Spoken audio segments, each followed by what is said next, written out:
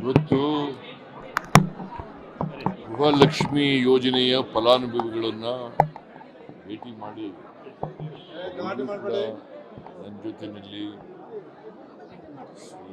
ನಮ್ಮ ಮಹಿಳಾ ಮತ್ತು ಮಕ್ಕಳ ಕಲ್ಯಾಣ ಸಚಿವೆಯಾದಂಥ ಲಕ್ಷ್ಮಿ ಮತ್ತು ರೇವಣ್ಣವರು, SR ಪಾಟೀಲ್ ಛಾಯಾಗ್ರಾಹವನ್ನು ತೆಗೆದುಕೊಂಡಿದ್ದಾರೆ. ಅವರು ಈ ಗೃಹಲಕ್ಷ್ಮಿ ಯೋಜನೆಯಿಂದ ಆಗಿರ್ತಕ್ಕಂಥ ಲಾಭವನ್ನು ಅವ್ರ ಜೀವನದಲ್ಲಿ ಲಾಭವನ್ನೆಲ್ಲ ತಿಳಿಸಿದ್ದಾರೆ. ಸುಮಾರು ಜನ ಹೆಣ್ಣುಮಕ್ಕಳು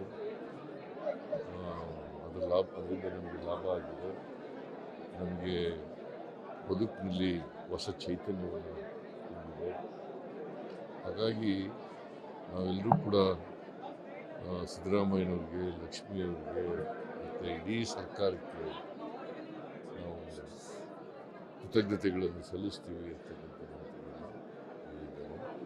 ಯಾಕೆಂದರೆ BJPಯವರು ಒಂದು ಆರೋಪ ಮಾಡ್ತಾ ಇದ್ದಾರೆ, ಇದರಿಂದ ಗೃಹಲಕ್ಷ್ಮಿ ಯೋಜನೆ ಕೊಟ್ಟು ಅತ್ತೆ ಸೊಸೆಗೆ ಜಗಳ ತಂದಾಗ್ತಾರೆ ಮತ್ತು ಈಗ ಭಾಳ ಜನ ಅತ್ತೆ ಸೊಸೆನೇ ಬಂದಿದೆ.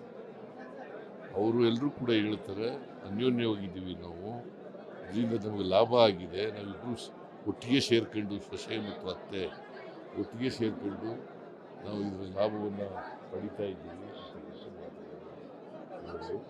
ಇದರಿಂದ ನನಗೆ ಒಂದು ರೀತಿ ತೃಪ್ತಿಯಾಗಿದೆ.